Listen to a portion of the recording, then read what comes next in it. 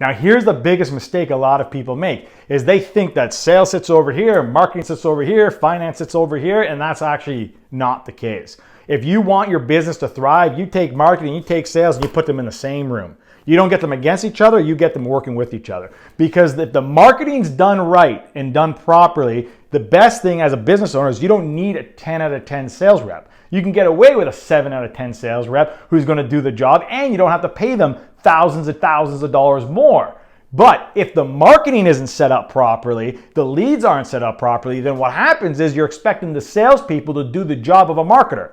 And that doesn't work. So when we come in, we actually look at the entire process from the moment a lead opts in all the way through to the journey they're going through as they get into the CRM, the system that supports the salespeople. We make sure the CRM is set up properly with the emails, the templates. The salespeople are trained. They're reporting. Most people don't even know what their salespeople are doing. We have a full 360 view every single minute of what the salespeople are doing, how many dials they're making, what they're saying on the phones, what their KPIs are. Those don't lie. And we set up that whole process so that if anything isn't working, we can pinpoint exactly where it is.